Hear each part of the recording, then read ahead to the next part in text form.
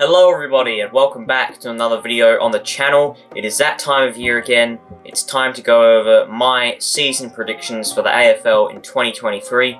So pretty standard stuff.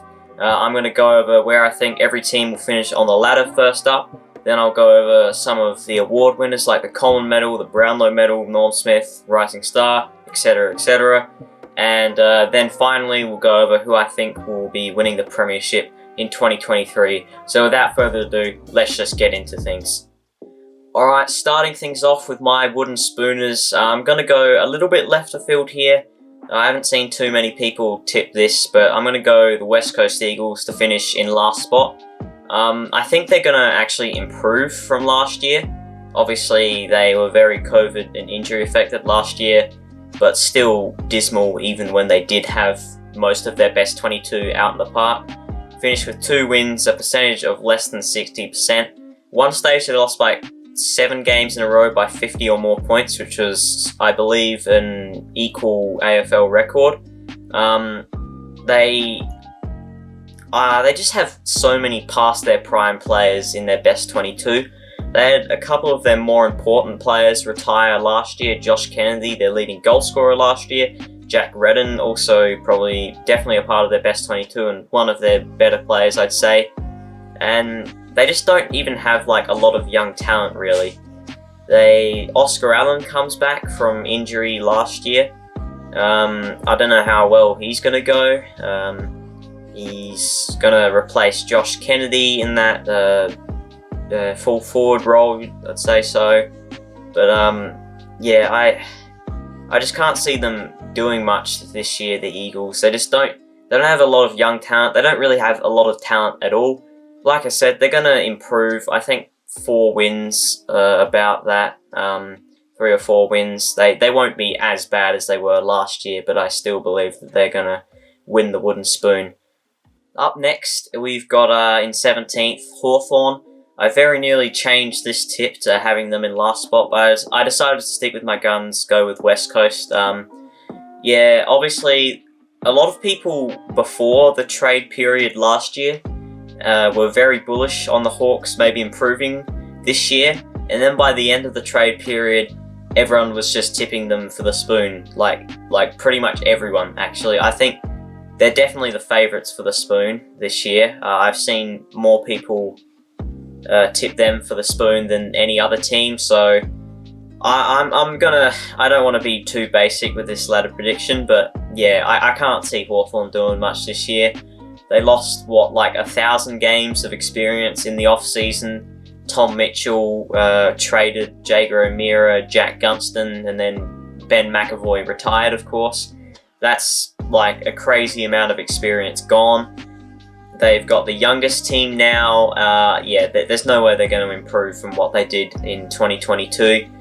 I think they have got quite a lot of young talent in there, but the problem is they're all so young. You're never going to be too successful with the youngest team in the competition. You do need a little bit of experience. Yeah, so Hawthorn, bottom 2 for me. In 16th spot now, I've got improving slightly North Melbourne. Obviously finished last in the previous season. 2 wins, like 55 percentage points or something. It was very, very dismal. So yeah, I think they can't get worse than that, surely. They have actually added a fair amount of talent to their list, I believe. They've got, Griffin Lowe, Darcy Tucker, Liam Shields, who won't be that important of a player, but maybe he'll be good for some experience since they are still a pretty young side. I think we'll see some natural improvement from some of their players like Nick Larkey, Cameron Zurhaar, Luke Davies-Uniacke, Harry Sheezel, obviously their top draftee, has looked very impressive this pre-season. Expect big things from him this year. Yeah, but at the end of the day, they still are a bottom team, and I've got to rank them at the bottom of the ladder. I thought they'd improve last year. They didn't, so who knows? Maybe they just somehow managed to get even worse. I don't know. That's entirely possible with North Melbourne. But yeah, I've got them in 16th spot. 15th spot, rounding out the bottom 4, I've got the GWS Giants. They're probably behind Hawthorn, the favourites to win the wooden spoon. But I think they're going to do slightly better than what most people tip. Although then again, I think maybe people are starting to change their minds after they smashed Gold Coast in that practice match. But may I remind you, they beat Collingwood by 41 points in last year's practice match. So don't take that into consideration too much. But yeah, GWS, they finished 16th last year. I'm going to have them rise up 1 spot. Their list, obviously they had a few players leave in the off-season, and that's why people are thinking, oh well, they're probably going to win the wooden spoon. But look, Taranto's a pretty big loss. Jacob Hopper, you'd rather not lose him, but I honestly don't think he's that big of a loss. They've got plenty of midfield depth to cover Jacob Hopper. Taranto's a pretty good player, and I think he added a lot of value to that midfield, but Hopper, I don't think is that big of a deal. And then Tanner Bruin and Bobby Hill, they weren't even really best 22 players, so I don't think they're that big of losses. And I think it's entirely possible that GWS could surprise people and finish higher up the ladder, because their list at the end of the day really isn't that different to what it was in 2021 when they managed to make finals and even win a final. So I'm going to play it fairly safe and have them in the bottom 4, but I do think it's possible that they could rise up the ladder. Yeah. In 14th spot now, this is probably going to be a bit of an unpopular one, but I've got the Gold Coast Suns. I think they're honestly a bit of an overrated team. Past Tuke Miller, they don't really have too many star players. Ben King's coming back from an ACL, but I really think he's going to take some time before he gets back to his 2021 form. I think in the first 5 rounds he's going to be pretty quiet, probably going to be lucky to average over a goal a game.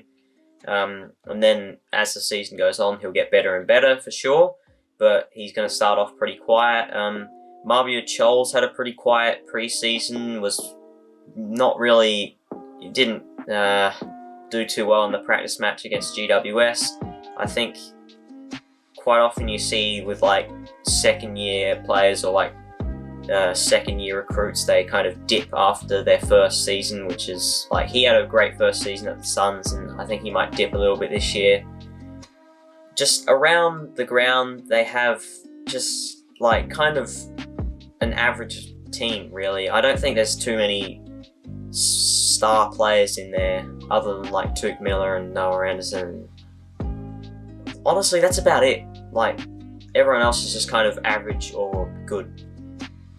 So they've also got a few injuries from what I've seen already in this preseason, and then there's some players coming back from injuries they sustained last year.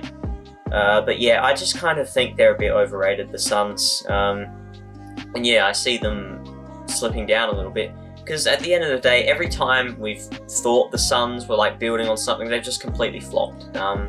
And honestly, I think they might just continue to do the same. In 13th spot now, I've got St Kilda, and man, they're what do you read out of the Saints? I don't know where to place them, honestly. They could go either way for me. Under Ross Lyon, they could shoot right up the ladder, or they could just completely flop, honestly.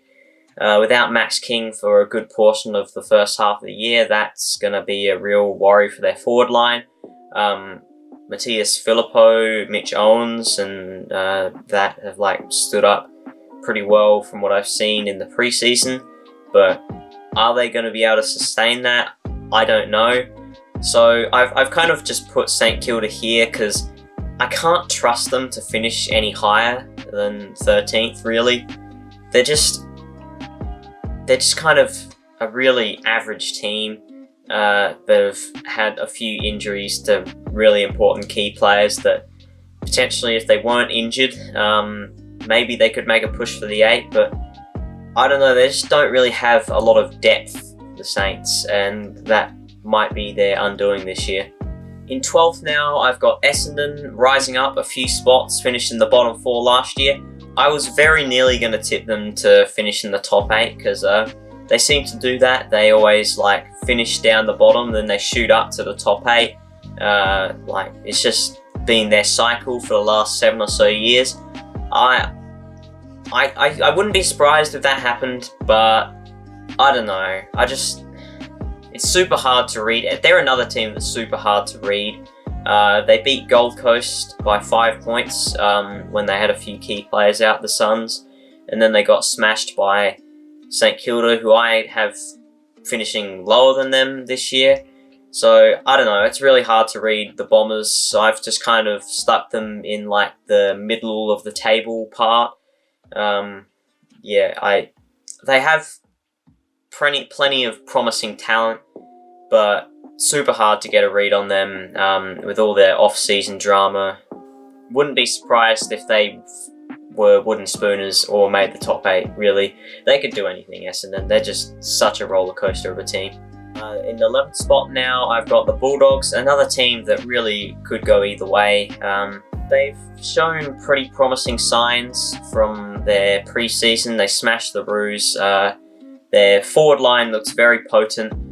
But I just don't know. They were very lucky to make the top 8 last year. I think Carlton were definitely better than them for really the entire year. They beat the Bulldogs early in the year, and the Bulldogs were super lucky to make the top 8 last year, and I don't know if they are going to do it again. But then again, their list is like pretty much the same as it was when they made the grand final in 2021, so this could be a terrible call, or it could be a good call. I don't know, honestly. They're a super hard team to pick, the Bulldogs, this year.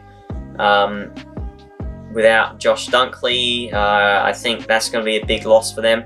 But maybe Bontempelli can get back to his best form and win a Brownlow medal like I've tipped him to. So yeah, I really don't know where to place the Bulldogs. I've just, again, like Essendon, just chucked them here in the middle of the table because I don't know where to tip them. Alright, time for my first big call of this ladder prediction. I'm going to go with the Sydney Swans to finish in 10th spot. Now, I'm a Sydney Swans supporter, so I'm supposed to be optimistic, have us finish high up on the ladder. But, I mean, we got smashed in the grand final by 81 points. History tells me that we're not going to fare too well this year. Because, the Bulldogs last year, very lucky to make the 8 after being smashed. GWS, they were out, I think, in 10th spot as well. Port Adelaide in 2007, Adelaide in 2017. History says that if you get smashed in the grand final, you don't do too well in the following season. We've had a couple of injuries in the pre-season, so I feel like we could be a bit more injury affected this year than we have been the last few years, because we've had it very light on with the injuries. So I think we've got to have a bit of a tougher run eventually.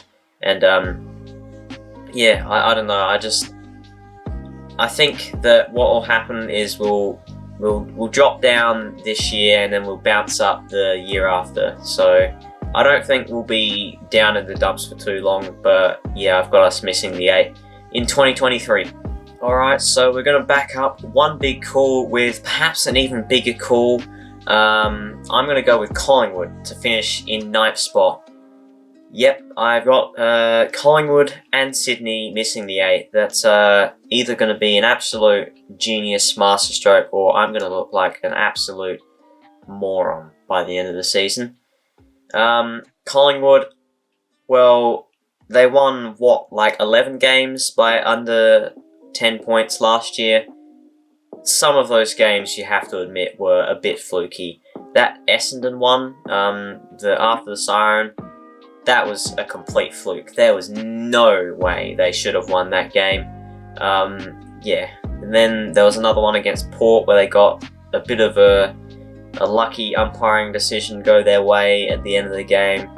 Still probably would have won, but yeah, a couple of those wins were a bit fluky. And surely they just can't keep doing the same thing.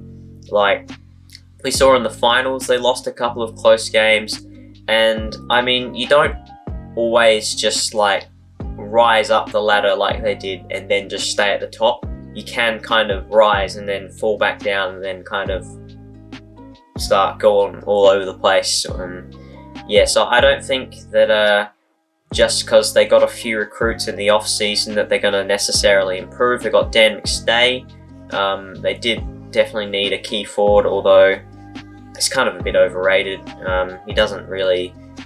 He's like a link-up forward, but I don't know if they really need that. They kind of just need a really big, strong presence in their forward line. They got Billy Frampton, who's been not very good in the pre-season for what I've seen. Had a few goals kicked on him by Harry Mackay and Fergus Green. So I don't even know if he's going to play a game this season, to be honest. They got Bobby Hill, who's looked like he's going to be fairly handy. And of course they got Tom Mitchell, good player, but I don't know if he's going to just make them better by himself. So yeah, Collingwood, I've got them slipping down the ladder. Yeah, very big call this one, and it could go horribly wrong. Alright, so 2 big calls in a row. Let's make that 3. I've got Adelaide making the top 8 in 8th spot. I'm very bullish on them this year. They have looked brilliant in the preseason. They beat Fremantle. They smashed West Coast. They added Isaac Rankin in the off-season. They've now got a very potent-looking forward line. Darcy Fogarty, I think, is going to be absolutely brilliant this year. Tex Walker's still got it in him to kick 40 to 50 goals. Josh Rochelle, Shane McAdam, Isaac Rankin, they're small forwards. Ned McHenry can play forward as well. Their midfield looks okay as well. Rory Laird, one of the best players in the comp. Sam Berry, Rory Sloane coming back from that ACL. Don't know how much he's going to really do there. In their back line, their captain, Jordan Dawson, obviously he's a very good player. Still got Brodie Smith. Jordan Butts is a pretty handy key defender. Like they've got plenty of talent now. They've set their goal on making finals this year. They've finally decided that this is going to be the year where they stop rebuilding and start actually challenging for finals again. They've made that decision from what I've heard, and I think they've got the list capable of doing it now. They're probably one of the most well-disciplined teams. They never give up. They didn't really get smashed in too many games last year. They always seem to bring the pressure and fight right till the end. And yeah, I think Adelaide, with the list improvements that they've made, and yeah, I think they can make the top 8. In 7th spot now, I've got the other Adelaide team, Port Adelaide. I believe that they really should be making finals this year. Obviously, a pretty disappointing 2022. Got off to that 0-5 start. Got better as the season went on, but it was just too little too late. And I believe that they really should be making finals. They added Jason Horne-Francis and Junior Rioli to their team. I think that, it wasn't that long ago that they made back-to-back prelim finals, so is their list still capable of that? I don't know. I think they have plenty of talent to do so, but I've got them in 7th spot because really it's a necessity for them to make finals. Coming up in 6th spot now, I've got the Fremantle Dockers. They finished 5th last year, so I'm tipping them to finish around the same spot this year. But I wouldn't be surprised if they went even higher and finished in the top 4, because they have a very good list now. Rory Lobb out, Luke Jackson in. I think Luke Jackson is a bit more versatile. He can play in a few more roles than Rory Lobb did. He can forward, he can ruck, he can even do a bit of midfield work. So yeah, obviously brought in Jago O'Meara. He's probably going to replace David Mundy. And I think we should see some natural improvement from some of their players. But I don't expect them to just keep on going on their rapid rise, because teams don't just keep on going up at a linear rate. They do kind of stagnate, go down a bit, and then rise up, and then... So yeah, I think... I don't think Fremantle are going to be quite flag contenders this year. Maybe the next year but after this year. So for now, I think they're just going to be around the same spot where they were last year. And yeah, I think they've got a very bright future ahead of them, Fremantle. In 5th spot, I've got rising up the ladder a couple of spots, the Richmond Tigers. Some people have them finishing top 4, some people even have them winning the flag. I think they should improve, not that much though. Tim Taranto and Jacob Hopper, while they are good recruits, they're not just going to instantly elevate them to flag winning dynasty team again. So I think, yeah, they'll be very handy pickups in the short term. In the long term, I think 7-year deals for both of them was a bit ridiculous, particularly Jacob Hopper. I'm going to be honest, I don't even rate him as a top 100 player in the competition. I really don't think he's that good. But yeah, Taranto's very good. They have still a very good list overall. And I think they should challenge and potentially even make top 4 this year. Kicking off the top 4 now, I've got the Carlton Blues. I think they are destined for greatness in 2023. Were so close to making finals, and I don't really know how they managed to miss finals last year. They seemed to have it wrapped up halfway through the year. They were like 8-3, 8-4 or something. They lost their last 4 games. 2 of those they were up late in the game. That one against Collingwood, they were up by like 20-something points at 3/4 time. It was one of the most remarkable chokes in all of sporting history, but regardless, I think they should come back bigger and better in 2023. I originally had them like 2nd. I've decided that I think there are a few teams that are better than them, especially depth-wise, if injuries come into play. But yeah, I think that Carlton are very much capable of really challenging for the flag in 2023, and I have them making the top 4. In 3rd spot now, I've got the Geelong Cats. I think they're going to be obviously contenders again in 2023. They won the flag convincingly. They made their list better in the off-season, recruiting Oliver Henry, Tanner Bruin, Jack Bowes. Didn't really lose anything. Well, Joel Selwood retired, but in terms of like the trade period, they didn't lose anything. Yeah, so they were the best team by a mile in 2022, but it is pretty hard to back up and go back-to-back minor premiers, so I do have them slipping down a couple of spots, but obviously they're still going to be contending for the flag. In 2nd spot now, I've got the Melbourne Demons. I still think they're one of the best teams in the competition. Probably have the best midfield in the comp. They now have the best ruck duo as well, Brodie Grundy and Max Gawn. Arguably the number 1 and 2 rucks. I'd say definitely if Brodie Grundy stays injury free. They just have great players all around the ground, and I think that if they miss the top 4, that's definitely a failure. And I think they are definitely going to be a team to force to be reckoned with, because they won a flag in 2021. They started 10-0 in 2022, dipped in the second half of the year, went out in straight sets, but I think they'll be back and potentially better than ever in 2023. Alright, so if you've been following along, Brisbane are my minor premiers, my predicted minor premiers for 2023. They have the best list in the competition, in my opinion. They just have so much talent all around the ground. They've got Josh Dunkley, Lachie Neale, Zach Bailey, Charlie Cameron, Joe Danaher, Eric Hipwood, Kadeen Coleman in the back line. Daniel Rich is still a pretty good player. Harris Andrews was only like a couple of years ago one of the best key defenders in the game. If he can get back to that, then I think their defensive problems should be pretty much all but solved. And yeah, I think they are going to be a brilliant team in 2023. They destroyed both of the grand finalists of last year in their 2 preseason matches. Beat Sydney by 45 and then beat Geelong by 46.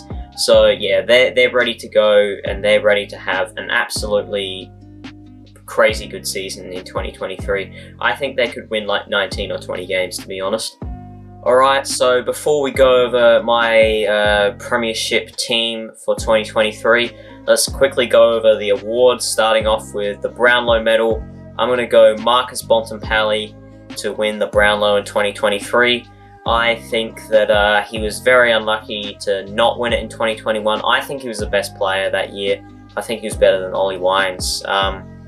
He was much more of a match-winning player. He was very dynamic. He could go forward and kick goals. He was brilliant with the ball in hand. I think he was just marvelous. And in 2022, he had a few injury problems, was slightly down by his standards, and he still averaged a goal and 23 disposals a game. If that's like kind of ordinary for his standards, then he's got to be the best player in the competition, really. My Coleman medal winner now, I've got Darcy Fogarty. I'm going to go really left field with this one, but the Coleman medal winner usually is, at least for the last few years, it's been not someone you'd expect, like Harry Mackay and Charlie Curnow. No one could have predicted that, or especially not Charlie Curnow. No one would have predicted that. So yeah, I'm going to go Fogarty. I think he had an absolutely magnificent second half of 2022. He's had a brilliant preseason. He's ready to go. He's going to be the #1 forward at Adelaide this year. Potentially to start off, he may not even get the #1 defender each week. So that'll help him get off to a big start with the goal kicking. And I think he really is capable of a lot in 2023. Rising Star Award, I'm just going to go basic with this one. Will Ashcroft. I think I normally go with the basic option for the Rising Star. Last year was Nick Dacos. This year, well, I tipped Jason Horne-Francis. He was the other one, the #1 pick, but it ended up being Nick Dacos, who a lot of people had tipped as well. But I'm going with Will Ashcroft, obviously the best player in the draft, and had a brilliant preseason game. So yeah, I think he's who I'm going to be tipping for the Rising Star this year. And lastly, for Surprise All-Australian, I'm going to go with Sam Berry. He's a tackling machine. I think he's a very good player for the Adelaide Crows, and I think had a very solid year in 2022, and I think he could get in the All-Australian team. Now, lastly, it is time for my grand final and premiers prediction. I'm going to go the grand final matchup to be between the Melbourne Demons and the Brisbane Lions, and I'm going to go the Melbourne Demons to get it done at the MCG.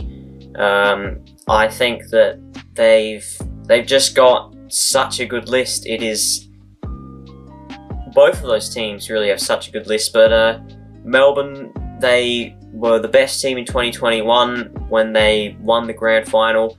Since then, they've only made their list better.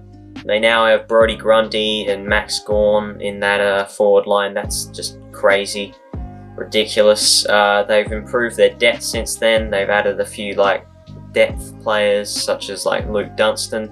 That was last year, but I think they're going out in straight sets last year should really fuel their hunger for the flag, and I believe that they're going to win it this year. Well, there you have it, guys. They are my season predictions for 2023. Hope you did enjoy this video. Be sure to leave some of your predictions down in the comments below. I can't wait to have a look at some of these at the end of the year. I'm sure they're going to be absolutely awful, but that's the fun of making season predictions. It's just fun to see what you get right and wrong, and with that being said, I'm out. Bye.